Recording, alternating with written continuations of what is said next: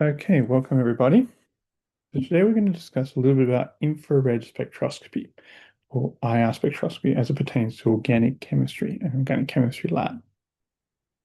So kind of a reminder, we have the electromagnetic spectrum, right? So this is the light and electromagnetic radiation that we typically see in many contexts in chemistry as well as physics. So these are essentially the electromagnetic radiations. They have typical wavelengths. Remember, the energy is correlated with the wavelengths, with higher energy typically being shorter wavelength. Now, in the context of molecules, different segments or sections of the electromagnetic spectrum interact differently with those molecules. So if we're talking about UV visible segment of the electromagnetic spectrum, right, that typically excites electronic transitions, so electrons moving between different energy levels. As we go to slightly lower energy or longer wavelengths, we go to infrared. So this is typically below 700 nanometers. And those infrared um, photons, infrared electromagnetic radiation, typically excites vibrations, molecular vibrations.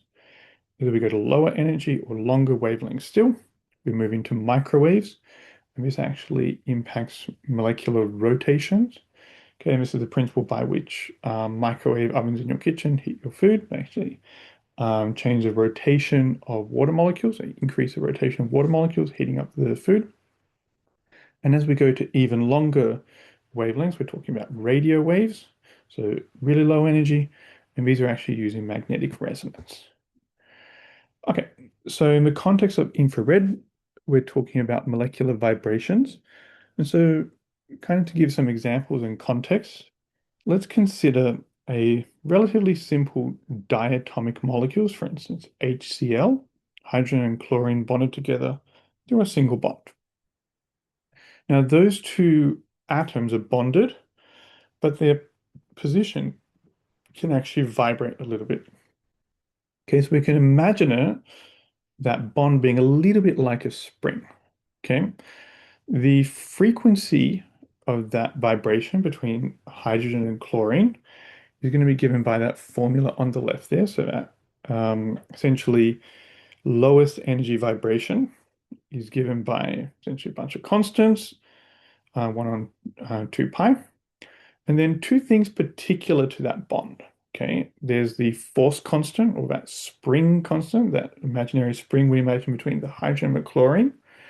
Okay, that K is particular for every kind of bond, as well as a reduced mass. Okay, reduced mass considers in the atomic weights of both atoms of hydrogen and chlorine.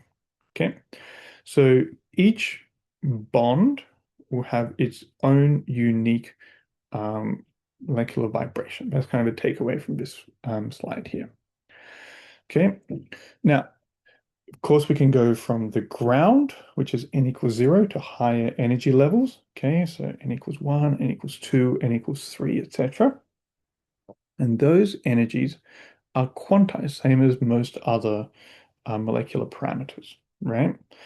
And so we can, for instance, consider n equals 1 compared to n equals 0. That's a transition from the ground state to the first excited state vibration. Okay. And that difference in energy is given by Planck's constant times that frequency we saw on the previous slide, right? Remember that force constant particular to every kind of bond and the reduced mass factors in the atomic masses of the two atoms. Okay. Key thing that happens is when the wavelength of light, that the wavelength of energy that we irradiate with, aligns with that energy gap, we're going to get effective absorption from the ground state to the first excited state. Otherwise, not much really happens. Okay, so same as other cases, the energy of that photon, the energy of the radiation has to align with that energy gap. If that happens, we get absorption. Otherwise, that photon just passes right through. We don't get absorption. Okay, and so for different types of atoms, we'll get absorption at different positions. Now, A unique feature of infrared spectroscopy is that we typically report these in inverse centimeters or wave numbers. That's the unit we typically report on the x-axis of IR spectra. It's a little bit different to other kinds of spectroscopy where you might see units such as micrometers or nanometers. In this case, we use an inverse distance, inverse centimeters, and we call this wave numbers. Sort of a unique feature of IR spectroscopy. Okay, so as we kind of mentioned, different bonding structures have different force constants. Okay, so if we consider up on the top left here, we consider three different types of CHs.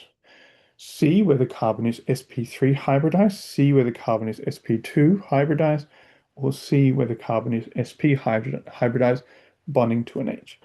And we actually see that that force constant increases a little bit, but it's notable as we go from sp3 to sp2 to sp, with sp having the strongest force constant.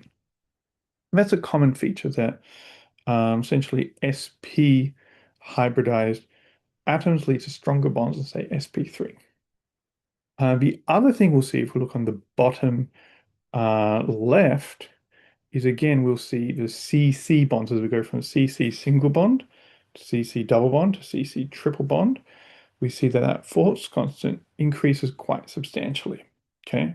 And that's what we would expect, right? A single bond is one bond, a double bond is now two bonds. So we would expect that that force constant, that spring constant will be higher because basically the bond is stronger. And same when we go to triple bond, we would expect that to be higher. And we would see the same thing as we go, say, to the top right, as we consider CO single bond to CO double bond. See the CO double bond is much, much stronger. And also, as we look at, say, the halogen, say the CF, CCl, CI, we see that as the halogen gets bigger, the bond is weaker, and that force constant goes down. Okay, so again, we're not going to expect you to memorize these numbers, but these are trends that we expect to see. As we go from sp3 to sp2 to sp, we expect that force constant to go up a little bit, so the bond becomes a little bit stronger. In the same way as we go from single to double to triple bonds, we would expect that force constant to go up because we have more bonds, essentially the atoms are being held together more tightly. So we have different types of modes that we see in IR spectroscopy, different vibrations that we can see in IR spectroscopy. Commonly, we'll see stretching modes. Okay, so this is, say, the asymmetric stretch of water. It's asymmetric because we see the position of the hydrogens is alternating. One time we have stretching both going to the left, both going to the right, so they're not being stretched uniformly along the axis. We'll see on the next slide. But this stretching mode, where essentially the bond is being elongated along the bond axis, the asymmetric stretch in water, this occurs at about 3,750 wave numbers. If we look at the symmetric stretch, okay, this occurs at slightly lower wave number, but relatively similar, now at about 3,650 wave numbers. Okay. Key thing is in molecules containing OHs, they have so much hydrogen bonding, they actually have pretty broad peaks because of that. And so in practice, these two peaks will be so close together, we probably wouldn't be able to see them as separate. But note here the stretching modes, where we're stretching along the bond axis. This occurs at relatively high wave number. In this case, around 3,600, 3,700 wave numbers. Okay, the next slide we'll look at bends. This is where the bond is not really being pulled along the bond axis, but instead being pivoted around the bond axis. Okay, so kind of like a scissoring motion, like imagine the arms of a scissor moving. Notice here the bend of water happens at much, much lower wave number here. This is occurring at around 1,595, that 1,600 wave numbers. That's substantially lower than the 3,600, 3,700 we saw in the stretches. And that's very common. Bends typically occur at much, much lower wave numbers than the corresponding stretches. Okay, so for the same groups of atoms, Stretches will occur at much higher wave number, and bends will occur at much lower wave number. Okay. So the other thing we have to keep in mind with IR spectroscopy is that IR is very, very sensitive to dipole. Because again, imagine the electric field of light being sort of able to excite and align with the dipole of that vibration. If that vibration has a good dipole moment, then we will get a nice strong IR absorption. There's no dipole, there's not really going to be an effect. So that essentially electric field of that photon won't really align with the molecule because there's no dipole there. So for instance, if we consider a um, non dipolar molecule like N2, so bond between two of the same atom, so it can't be a dipole moment. That molecule does have vibrations, absolutely, but those vibrations don't result in a change in dipole moment. Okay, so as a result, that vibration doesn't show up in IR. So we can see here in N2, we would expect a peak at around 2,744 wave numbers, but we never see anything in IR spectroscopy because there's no dipole moment. Okay, same way for carbon dioxide. If we consider this symmetric stretch of carbon dioxide, where the two oxygens are moving this essentially symmetrically around that carbon in the middle, there's no change in dipole moment as that vibration happens.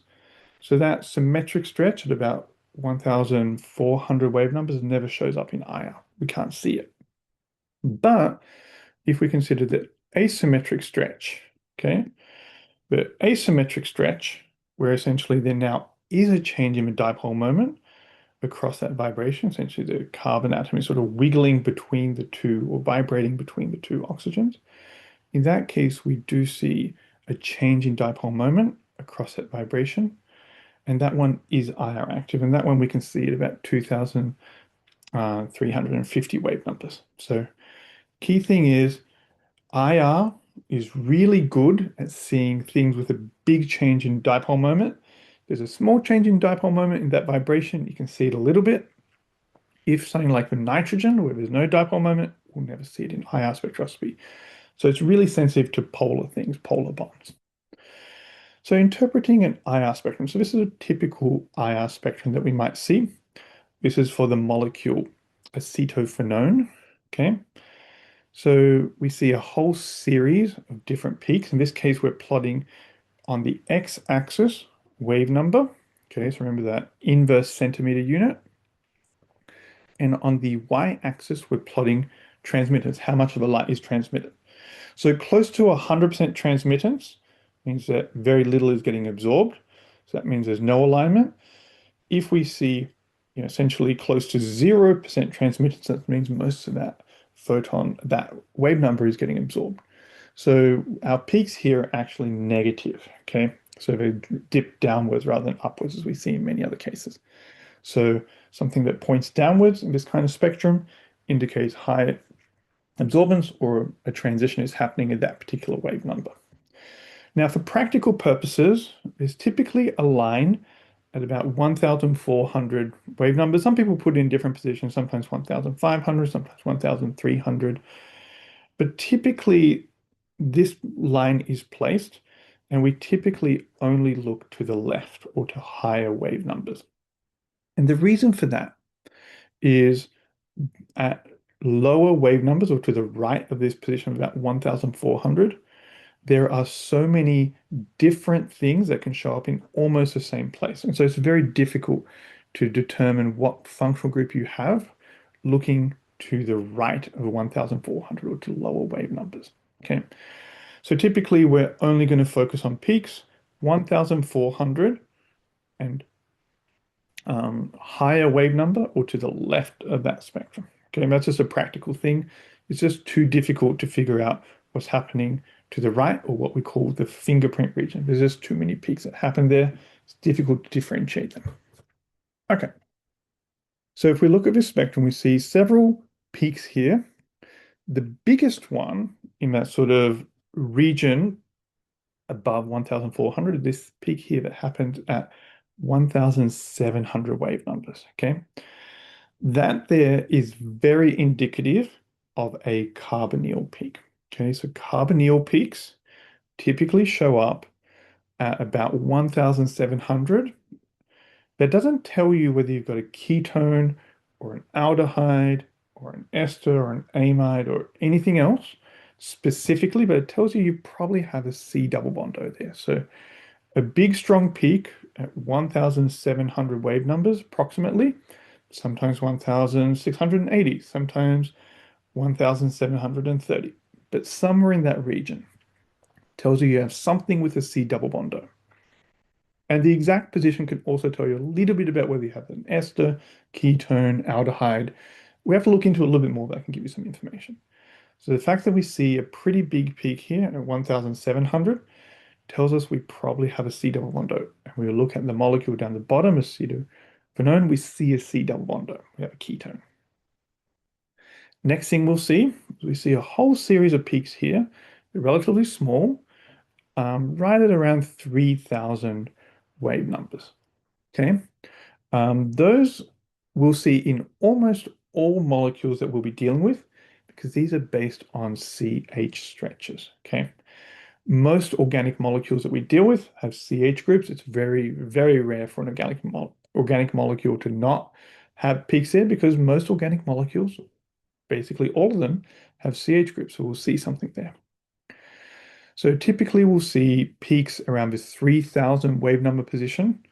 And the nice thing about this is the position of those peaks will tell you what kind of carbon CH you have.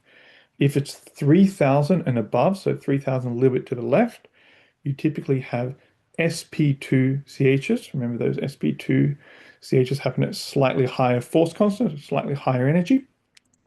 And if it's a little bit below 3,000, like 2,900, 2,800, those are typically sp3 CHs.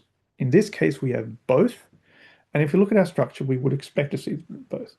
The aromatic ring would have sp2 CHs, and then the CH3 group is an alkyl group, so we'd expect to see sp3 CHs, and we actually see both.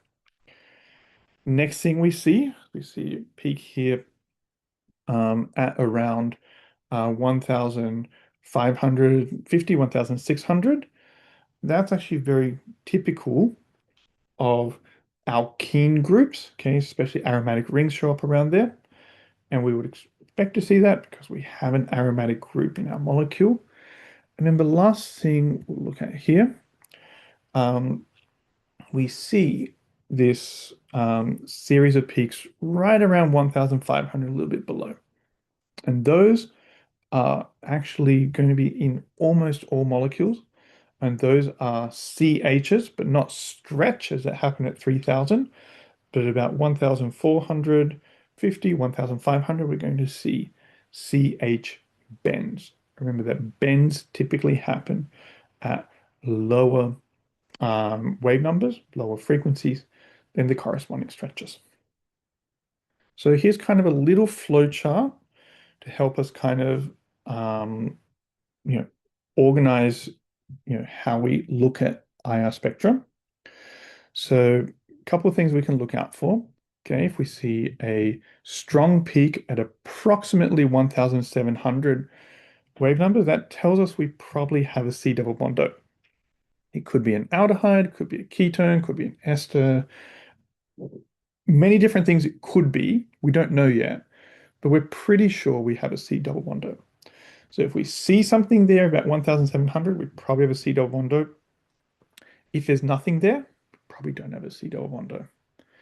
Now, OH groups and NH groups, those are pretty strong, often broad peaks, especially for OHs, which happen at about 3,000, 3,300, sort of between 3,100, 3,500, somewhere in that range.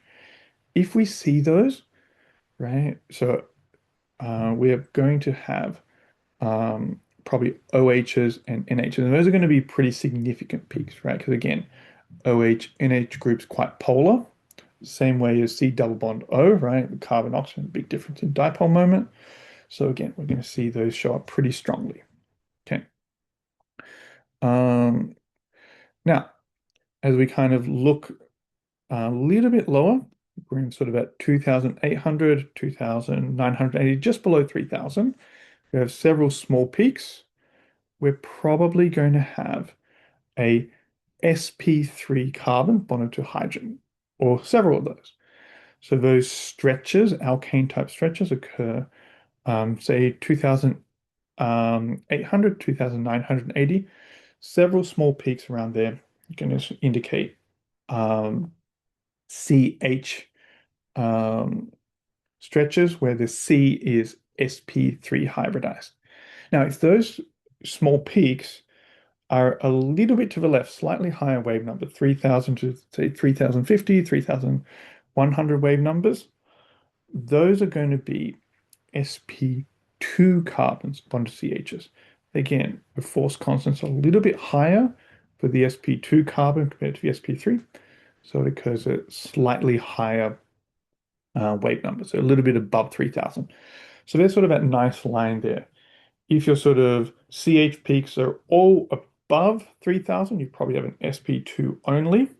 If they're all below 3,000, you're probably going to have sp3. And if you have both, like we saw in our molecule up here, we saw both.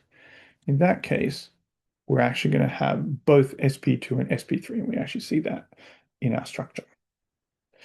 Okay, the other things to kind of pay attention to, okay, so if you see moderate peaks somewhere around 1,500, maybe pushing 1,600, those tend to be the C-C double bond stretches. Those actually show up a little bit. They're not very strong because it's not a very polar group, but we can often see them.